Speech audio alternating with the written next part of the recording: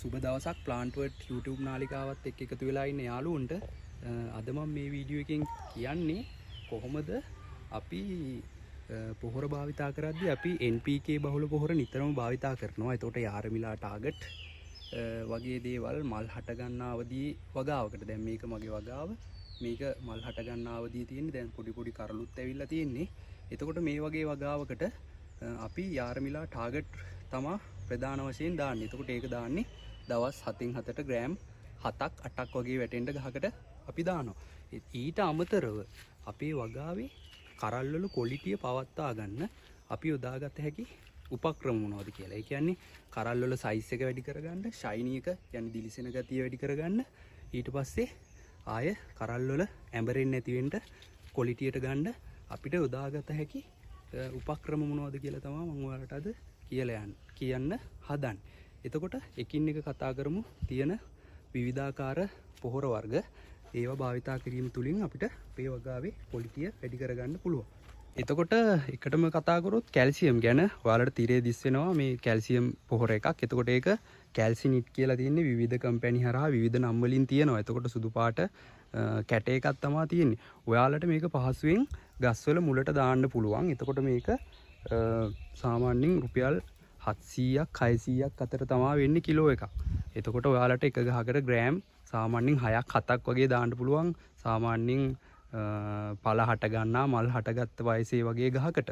එතකොට ඒක දිගින් දිගටම අඩුම ගානේ සති දෙකකට සැරයක්වත් කන්ටිනියු කරන්න ඕනේ. මොකද මේකෙන් ලොකු බලපෑමක් තියෙනවා නයිමිරිස් කරලේ ගුණාත්මක භාවය ගැන.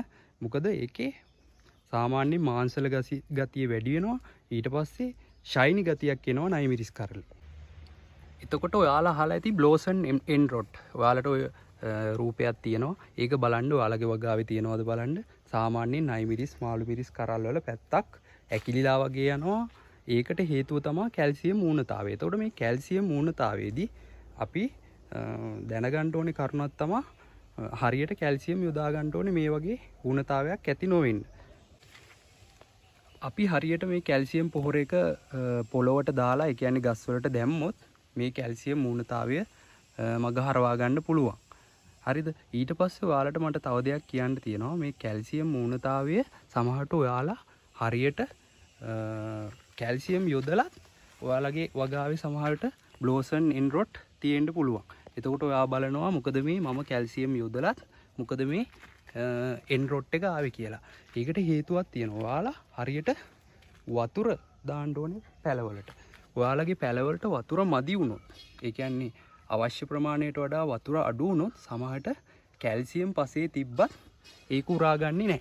එතකොට කැල්සියම් ඌනතාවය ගස් වලට ඇවිල්ලා ඔය බ්ලෝසන් එන්ඩ් රොට් එකේ ඉන්න පුළුවන්. ඊළඟට අපි කතා කරමු බෝරෝන් පොහොර එක ගැන. මේක සාමාන්‍යයෙන් මාසෙකට එක සැරයක් වගේ යෙදුවොත් ඇති. ඔයාලට ඔය රූපේ පේනවා. ඒක විවිධ නම් වලින් විවිධ කම්පැනි වලින් එනවා. එතකොට බෝරෝන් අඩංගු දියර පොහොර එකක් තමයි ගොඩක් දුරට එන්නේ. එතකොට මේක අපිට ස්ප්‍රේ කරන්න පුළුවන් මේ ගහට ඩිරෙක්ට්ලි. එතකොට මේකෙන් වෙන්නේ ගස්වල මේ කරල් වල හැකිලෙන ගතිය නැති වෙනවා. ගොඩක් දුරට කරල දිගෑරිලා හොඳට මේ වෙනවා. සාමාන්‍යයෙන් මේ බෝරෝන් අපි පස් මාධ්‍යයක කරනවා නම් පසේ සාමාන්‍ය පොඩි ප්‍රමාණයක් තියෙන්න පුළුවන්. එතකොට මේක ගොඩාක්ම වැදගත් වෙන්නේ සාමාන්‍යයෙන් කොහොබත් වල හදනවා නම් වගේ තමයි. ඒ වුණාට අපි යොදන පස්වල හැදුවත් ඒකේ තියෙන්නේ පස්වල ගොඩක් පොඩි ප්‍රමාණයක් නිසා මේ බෝරෝන් එක අපි ස්ප්‍රේ කිරීම තුලින් අපිට වඩාත් හොඳ ප්‍රතිඵලයක් ගන්න පුළුවන් කරල් වල. ඊට පස්සේ අපිට කතා කරොත් යූටා. ඔයාලට තිරේ පේනවා ඇති යූටා ඔයාලා අහලත් ඇති. මේකේ තියෙන්නේ තනිකරම සුද්ධ මූලද්‍රව්‍ය විතරයි. එතකොට අපිට මේක සාමාන්‍යයෙන් යාරමිලා ටාගට් එහෙම දාද්දි ඒකට කවලම් කරලා මුණත් පාවිච්චි කරන්න පුළුවන්. ඉතින් මේකේ සුද්ධ මූලද්‍රව්‍ය සියල්ල අඩංගු නිසා අපේ වගාවේ කරල් වල ක්වොලිටිය වැඩි වෙනවා. ඒත් එක්කම බර වැඩි වෙනවා. ඊට පස්සේ ගුණාත්මක භාවය වැඩි වෙනවා. ඊට අමතරව අපිට මේ වගාවක තියෙන ඩිෆිෂන්සිස් අඩු කරගන්න රෝග වලට පොරොත්තු දීමේ හැකියාවත් වැඩි කරගන්න පුළුවන්. ඊට අමතරව ඔයාලට ඇල්බර්ට් සොලියුෂන් එකක් ස්ප්‍රේ කරන්න පුළුවන් ගස් වලට. ඊට අමතරව තියෙන තව ඩිෆිෂන්සි වළක්වා ගන්න. එතකොට සාමාන්‍ය ඇල්බර්ට් ග්‍රෑම් 50ක් 45ක් 50ක් අතර ඔයාලට 16 ලීටර් ටැංකියකට දාලා දිය කරලා ස්ප්‍රේ කරගන්න පුළුවන්. ඒක තුලින් ඔයාලට ඒ ඇල්බර්ට් සොලියුෂන් එකේ ගොඩක් සියලුම මූලද්‍රව්‍ය අඩංගු වෙන නිසා පත්‍ර වලට කෙලින්ම ස්ප්‍රේ කිරීම තුලින් ඔයාලට තියෙන ඩිෆිෂන්සි ටික මග හරවා ගන්න පුළුවන්. ඒ තුලින් කරල් වල තියෙන ක්වොලිටි එක ගොඩක් වැඩි වෙනවා. එතකොට බර වැඩි වෙනවා. කරල් වල තියෙන මාංශල ගතිය වැඩි වෙලා මහත් වෙලා එනවා. එතකොට මේ වගේ අපිට වෙළඳපොලින් හොඳ මිලක් ලබා ගැනීමේ හැකියාව තියෙනවා. ඉතින් යාළුවනේ ඔයාලට ওই ටික තමයි අද මට කියන්න ඕනේ උනේ. එහෙනම් මම අද වීඩියෝ එක නවත්තනවා. ඔයාලා මේක ෂෙයා කරලා ලයික් කරලා කමෙන්ට් කරලා ඔයාලගේ අදහස් මේකේ කමෙන්ට් කරලා සහයෝගයක් දක්වන්න. හරි. Thank you.